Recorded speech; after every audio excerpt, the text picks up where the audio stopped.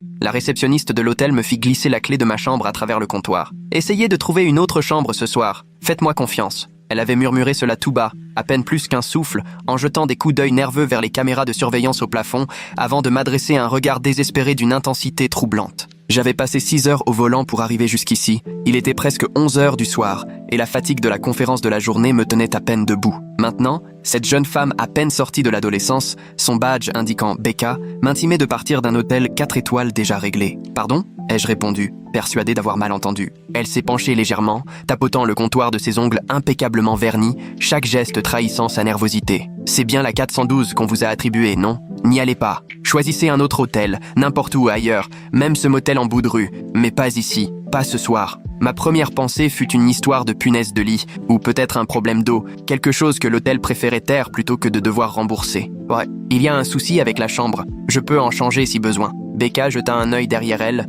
là où j'entendais quelqu'un s'activer au téléphone, puis replanta ses yeux dans les miens. « Il n'y a plus de chambre, nous sommes complets, c'est justement pour ça qu'on vous a mis dans la 412, fit-elle, et elle prononça ce numéro avec une gravité qui me fit tressaillir, comme si j'aurais dû comprendre. Je n'ai pas tout de suite saisi le message. Alors elle ajouta, un peu plus bas, « Vous êtes le 6e en 3 mois. Chaque fois qu'on affiche complet, quelqu'un finit dans la 412. » Et elle s'interrompit net lorsqu'un homme à l'air de manager sortit du bureau. « Un problème, Becca ?» lança-t-il, sur un ton faussement chaleureux, ses yeux nous étudiant l'un après l'autre. Becca se composa instantanément un grand sourire professionnel. « Je finalise juste l'enregistrement, Monsieur Vance. » Le client voulait des précisions sur les prestations de l'hôtel. Il s'approcha de l'ordinateur, vérifia ma réservation. « Monsieur Harrison, ravi de vous accueillir au Riverside Grand. Vous verrez, le 4e étage est magnifique. La vue est superbe. » Il me tendit la main que je serrai sans réfléchir, encore secoué par le conseil de Becca, cette histoire de 6e en 3 mois. Mais ils font toujours quoi au juste ? Pendant que Monsieur Vance me vantait la salle de sport et le petit déjeuner buffet,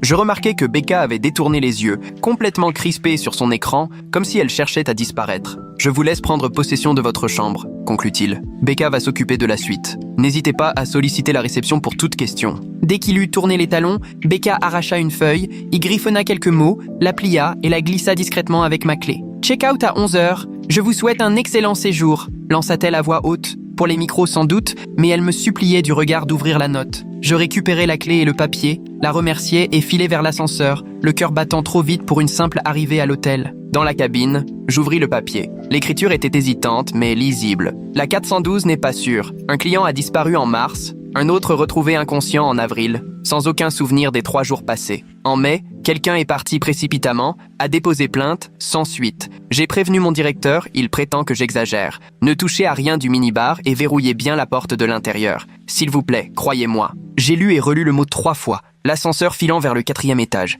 Ça semblait absurde, digne d'un mauvais film de série B.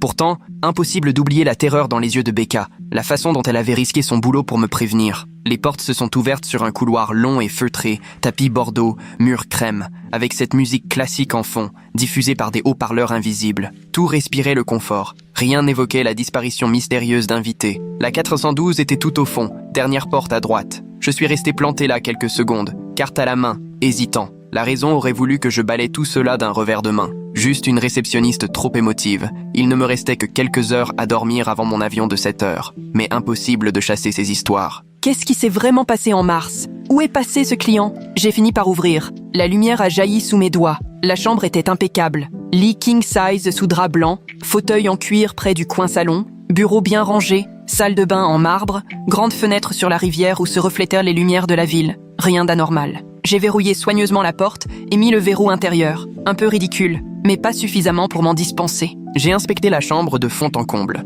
Armoire, sous le lit, rideau de douche, tout était net. Minibar classique, eau minérale hors de prix, soda, alcool miniature. Je l'ai ouvert, scruté les bouteilles, tenté de comprendre ce que Becca leur reprochait, mais tout paraissait scellé et normal. Je l'ai refermé, un peu rassuré, puis je me suis assis sur le bord du lit, téléphone à la main. J'ai cherché en ligne « Disparition Riverside Grand Hotel ». Rien, client disparu Riverside Grand Hotel. Un autre hôtel, autre état. Les avis clients étaient dithyrambiques. Service irréprochable, chambre superbe, aucune anomalie ni rumeur de disparition ou malaise. Peut-être que Becca était juste une grande anxieuse. Peut-être s'était-elle laissée emporter par un fait divers hors sujet. Ou alors, la fatigue me jouait des tours. J'ai enfilé mon pyjama, réglé l'alarme pour 5 heures, et je me suis glissé sous la couette. Les draps étaient doux, les oreillers parfaits, le sommeil ne tarda pas malgré l'agitation. Et puis, je l'ai entendu. Un déclic sec, semblable à une serrure qu'on actionne. Je me suis redressé d'un bond, cœur affolé, yeux vissés sur la porte. Le verrou n'avait pas bougé,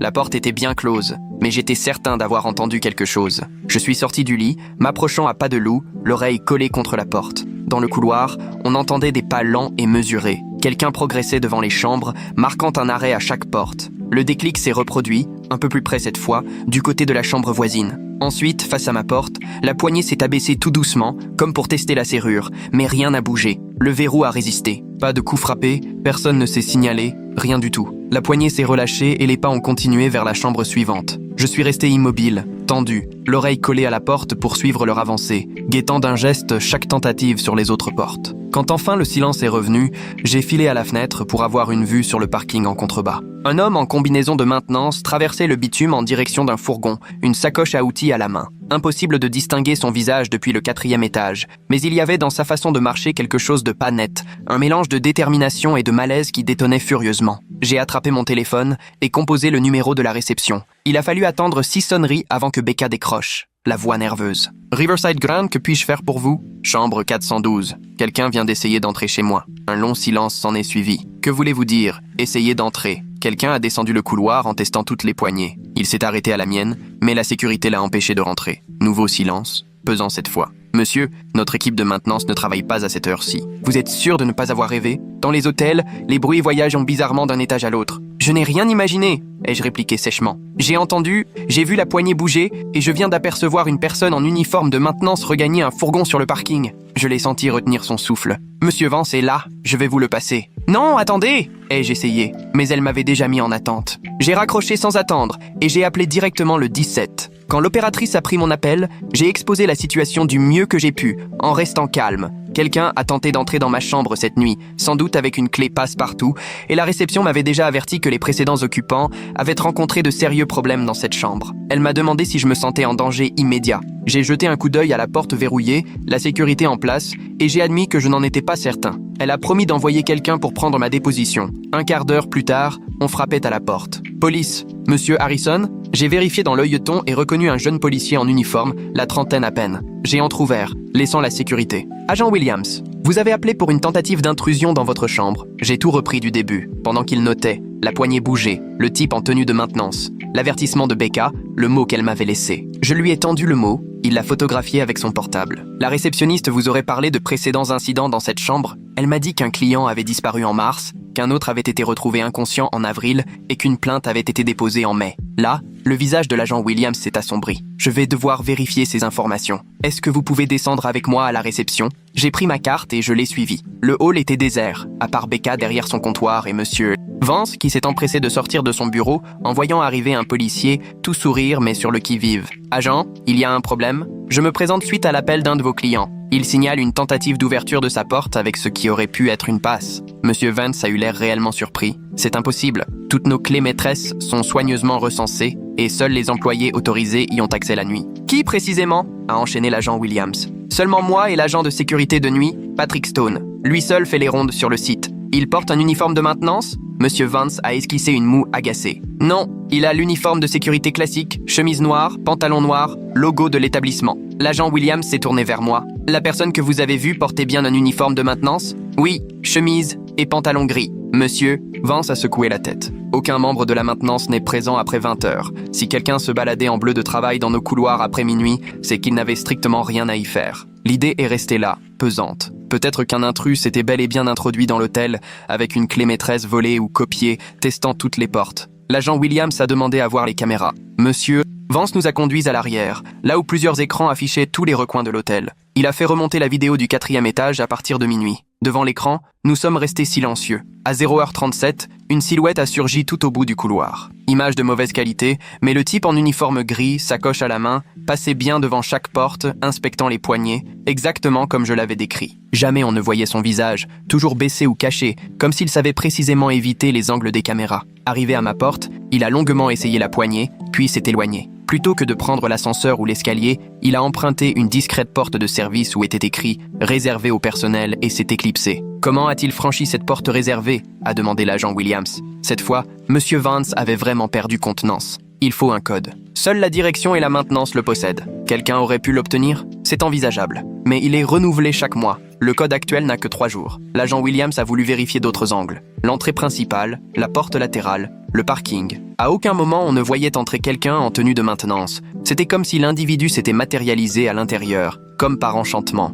Et les nuits précédentes, ai-je soufflé. Vous pouvez regarder si c'est déjà arrivé ? Monsieur Vance m'a jeté un regard appuyé avant de lancer un coup d'œil à Becca, toujours crispée derrière son comptoir. Becca, tu ne prendrais pas ta pause ? Ce n'était pas une suggestion. Dès qu'elle a quitté la pièce, Monsieur Vance a remonté les images jusqu'à celle d'il y a 6 semaines. Même étage, même couloir, à la même heure. La silhouette réapparaît, recommence à tester toutes les poignées, uniforme gris, geste lent et précis. C'était la nuit où, commença Monsieur Vance, s'interrompit une seconde. Quelle nuit ? Relança l'agent Williams. La nuit où une cliente de la chambre 412 s'est réveillée en panique dans la salle de bain, totalement désorientée. C'était le 14 avril. Elle ne se souvenait ni d'être allée se coucher, ni même d'être arrivée dans la chambre. Elle est partie à l'aube, puis nous a envoyé un mail où elle nous menaçait de poursuite pour négligence. Mais finalement, ça n'a rien donné. « Et vous n'avez pas pensé à prévenir la police ?» insista l'agent Williams, d'un ton de plus en plus sec. « Mais pour quelle raison ? Une cliente qui a trop abusé et se trompe de chambre ? Elle n'a jamais pu étayer ses accusations. Et en mars ? Ai-je poursuivi.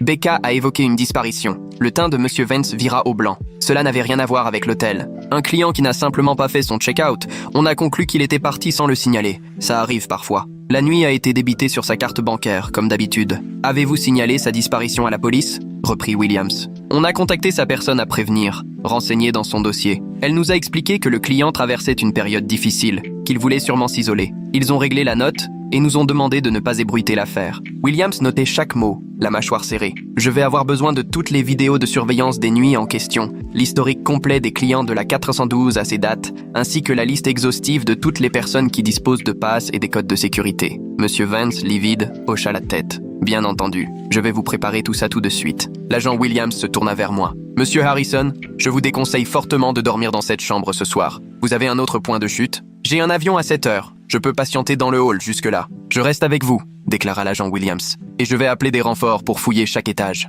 Moins de 20 minutes plus tard, 3 voitures de police s'arrêtèrent devant l'hôtel. Les agents commencèrent à ratisser les lieux, étage par étage, pendant que M. Howvance fouillait les fichiers clients et les vidéos. Je me suis installé dans le hall avec Williams, à regarder ce ballet un peu chaotique, peinant à réaliser que j'aurais pu être la prochaine victime. Becca revint de sa pause et s'approcha timidement. « Je peux vous parler ?» demanda-t-elle à Williams, qui acquiesça. Elle prit place, les mains tremblantes. J'aurais dû parler plus tôt. J'aurais dû insister, même quand M. Vance a balayé mes craintes. Mais j'avais peur de perdre mon boulot, avec mon prêt étudiant, le loyer et tout ça. Elle inspira profondément. La première fois où j'ai trouvé quelque chose d'étrange, c'était il y a 3 mois. Un homme avait pris la 412 pour 3 nuits, déplacement professionnel. Première nuit, tout était normal. La deuxième nuit, je n'étais pas là. Mais le lendemain matin, j'ai vu dans le système une note disant qu'il était parti de nuit sans prévenir quiconque. Sauf que ses affaires étaient toujours dans la chambre, sa voiture sur le parking et lui envolé. Comme le veut la procédure, on a conservé ses effets 30 jours, puis tout mis en carton.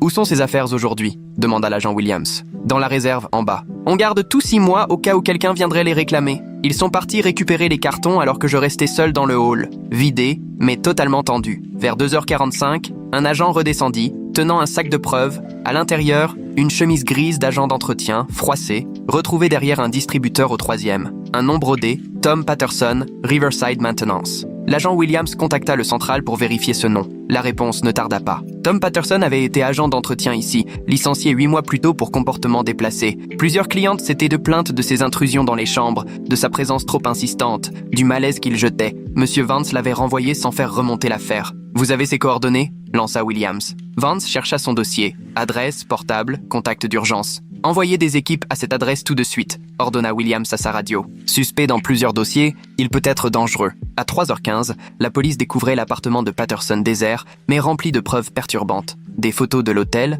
majoritairement du 4e étage, des clichés de clients, surtout des voyageurs isolés en 412, des copies de codes de sécurité utilisées longtemps après son licenciement, et surtout 3 permis de conduire appartenant à 3 personnes. Le disparu de mars, la femme désorientée d'avril, un homme d'affaires récemment arrivé et repartant plus tôt que prévu, un cas que Vance n'avait même pas mentionné. 3 victimes connues à ce jour, lança Williams en agitant les permis devant Vance. Et combien dont on ignore tout. Vance était blême, au bord du malaise. Je n'en savais rien. Pour moi, c'était des cas isolés, des malentendus. Jamais je n'aurais pu imaginer. Jamais vous n'avez pensé à être vigilant. Le coupa l'agent Williams, glacial. Vous n'avez jamais regardé les vidéos après les plaintes. Jamais signalé de comportement suspect. Sauver la réputation de l'hôtel vous importait plus que la sécurité de vos clients. À 4 heures, un avis de recherche nationale était lancé pour Tom Patterson. Les fichiers montraient qu'il utilisait un passe volé pour pénétrer dans les chambres, surtout la 412, tout au bout du couloir, là où les caméras étaient quasi inutiles. Il passait toujours la nuit, profitant du sommeil des clients, peut-être même en trafiquant les boissons du minibar durant la journée grâce à ses accès encore fonctionnels. La cliente d'Avril avait eu de la chance, en reprenant conscience avant qu'il ne mette son plan à exécution. L'homme de Mars, lui, n'avait pas eu cette chance. La police trouva qu'il avait probablement été séquestré dans l'un des anciens box de stockage que Patterson possédait à 5 km d'ici. Une équipe partit sur place. « Vous vous êtes sauvé la vie cette nuit », me souffla l'agent Williams alors que le jour se levait sur le hall. « Si vous aviez touché au minibar, si vous n'aviez pas mis le verrou, si vous aviez ouvert quand il a tenté la porte, il n'eut pas besoin d'aller plus loin. » À 5h30, j'ai reçu un appel de la compagnie aérienne m'annonçant que, à cause du brouillard, mon vol était repoussé jusqu'à midi. D'ordinaire, ça m'aurait contrarié, mais cette fois, j'ai seulement ressenti un immense soulagement de n'avoir rien à faire, nulle part où aller, et de pouvoir traîner dans ce hall à réaliser ce qui avait failli m'arriver. À 6h15, la police a finalement arrêté Tom Patterson dans une station-service à 60 km de là. Il écoutait les ondes de la police et savait qu'on était à sa recherche, mais ils l'ont rattrapé avant qu'il ait eu le temps de disparaître complètement.